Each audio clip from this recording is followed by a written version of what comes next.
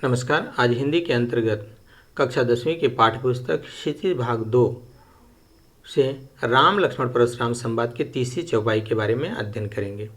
इससे पूर्व पार्ट 1 और पार्ट 2 में दोनों चौपाइयों का वर्णन किया जा चुका है। डिस्क्रिप्शन में लिंक दिया गया है, जानकारी के लिए उसे अवश्य देखें। परशुराम लक्ष्मण संवाद में परशुराम क्रोधित होकर के लक्ष्मण से कहते हैं, मुझको सीधा ब्राह्मण ना जान, मैं क्षत्रिय कुल का द्रोही हूँ, मैं क्षत्रिय कुल का द्रोही हूँ। भृगुवंशी बाल ब्रह्मचारी, अति क्रोधी हूँ, निर्मोही हूँ।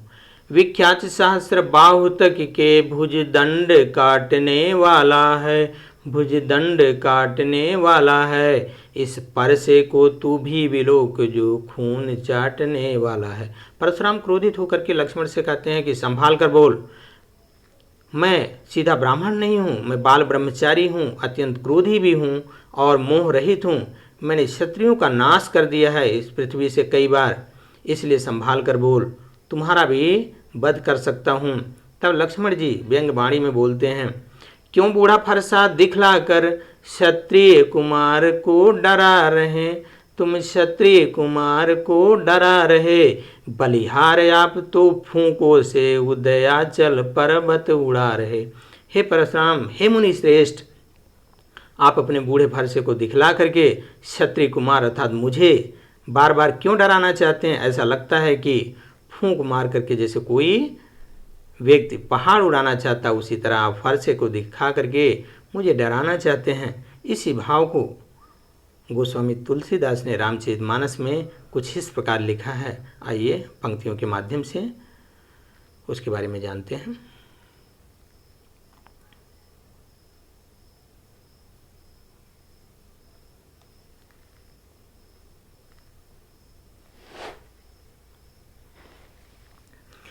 बिहस लखन बोले मृदुबानी, अहो मुनीश महाभट मानी। पुनि पुनि मोहि देखाव कुठारूं, चहत उड़ावन फूंकी पहारूं।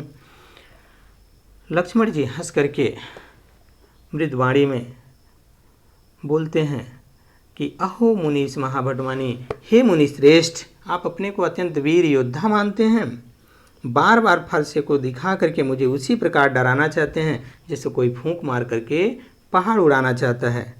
नीचे भी दिया है, इसका पंक्तियों का वाचन करेंगे, उसके बाद सारांश फिर अर्थ व्याख्या आगे दिया गया है जिससे समझने में आसानी हो। यहाँ कुम्हड़ बतिया को नाही, जे तर्जनी देख मरि जाही। देख कुठार सरासन बाना, मैं कछु कहा सहित अभिमाना। भृगुसुत समझ जनेव बिलोकी, जो कछु कहूँ सहौं ऋषि रोकी।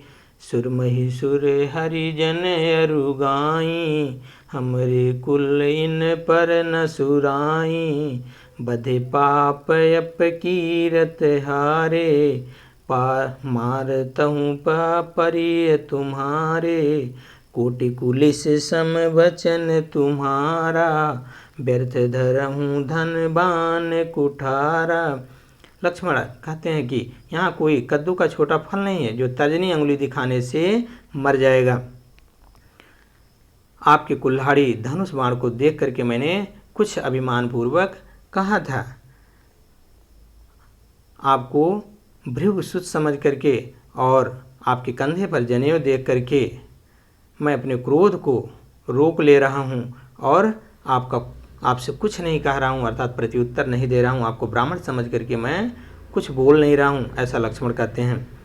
आगे कहते हैं कि हमारे कुल में देवता, ब्राह्मण, ईश्वर के भक्त और गाय पर कोई वीरता नहीं दिखाई जाती है। अगर इनका वध कर दिया जाए, इन चारों में से किसी का वध किया जाता है तो पाप मिलता है, और अगर इनसे हार जाएं तो अपयश मिलता है। इसलिए हे मुनि श्रेष्ठ, अगर आप हमें मारेंगे भी तो हम आपके पैरों पर ही पड़ेंगे। कोटि कुलिस संवचन तुम्हारा, करोड़ों वज्र के समान कठोर आपका वाणी ही है जिससे लोग आहत हो जाते हैं, घायल हो जाते हैं। व्यर्थ धरो धनुवान कुठारा, आपने व्यर्थ में ही धनुष बाण और कुठार धारण किया है।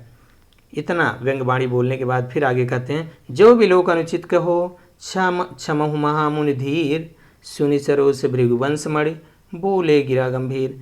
लक्ष्मण जी कहते हैं कि हे महामुनि, मुझे क्षमा करना अगर मैंने कुछ अनुचित कह दिया है। आपको अगर ऐसा लगता है तो आप बड़े धैर्यवान हैं, अगर मैंने कुछ अनुचित कहा है तो मुझे क्षमा कर देना।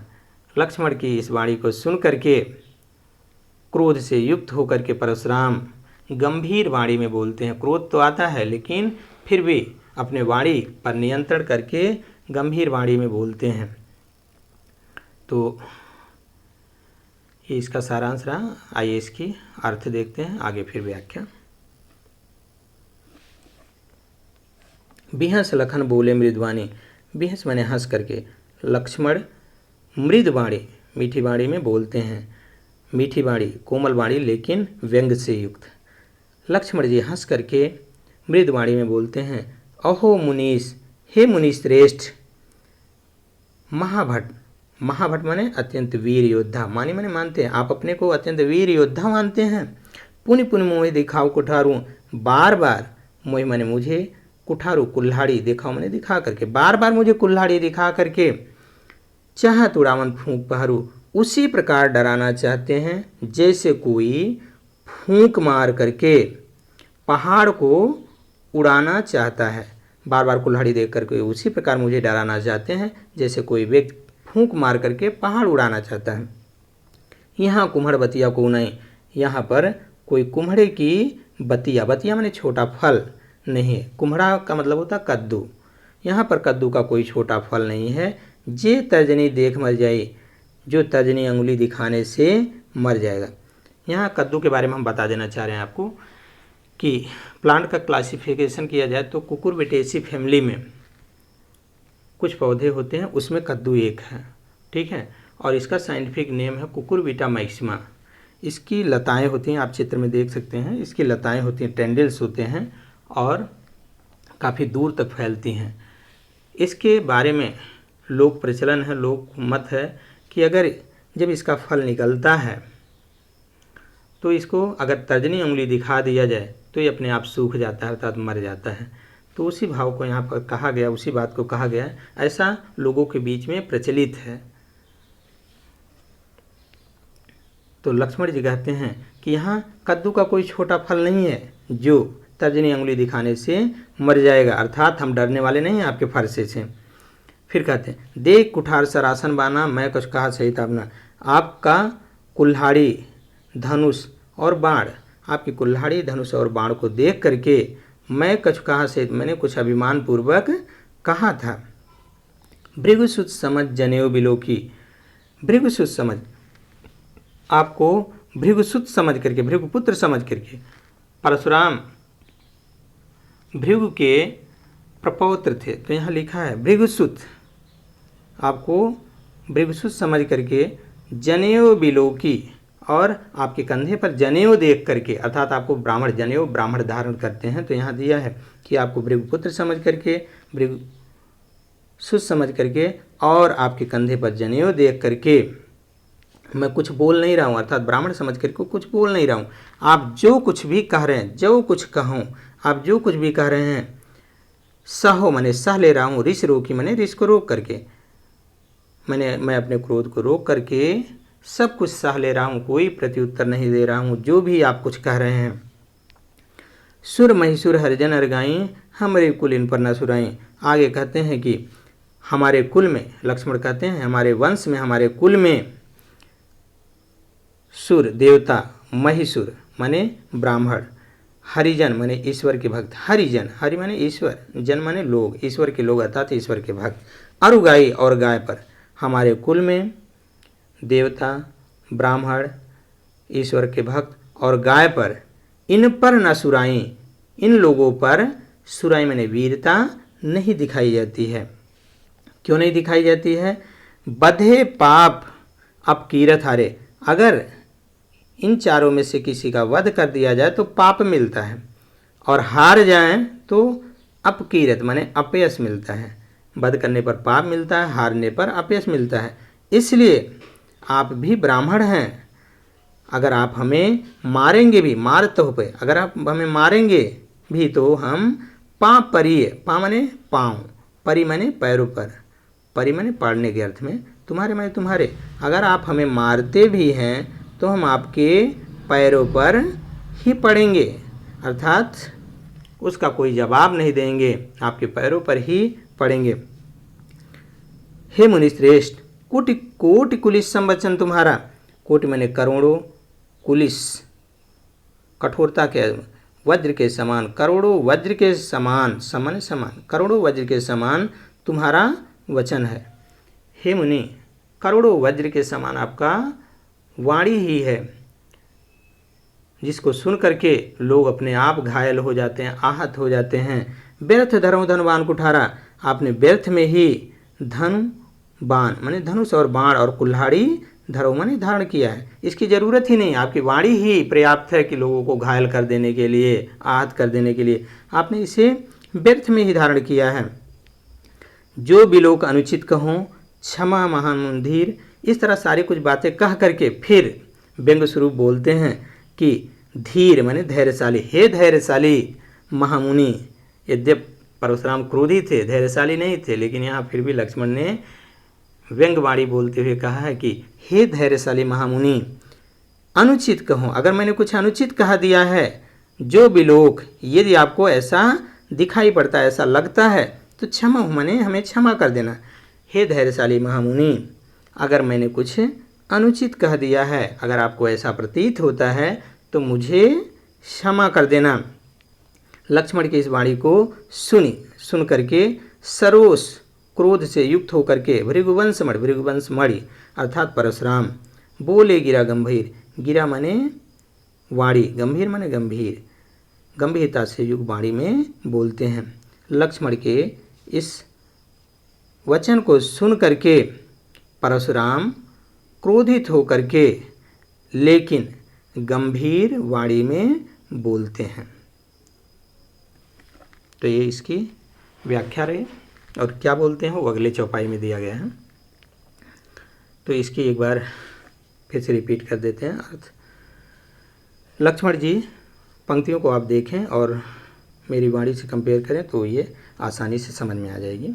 बिहंस लखन बोले मृदवाणी, लक्ष्मण जी हंस करके मृदवाणी में बोलते हैं, हे मुनि श्रेष्ठ, आप अपने को महान योद्धा मानते हैं, बार बार मुझे फरसा दिखा करके, कुठार माने कुल्हाड़ी दिखाकर, बार बार मुझे कुल्हाड़ी दिखा करके उसी प्रकार डराना चाहते हैं जैसे कोई फूंक मार करके पहाड़ उड़ाना चाहता है।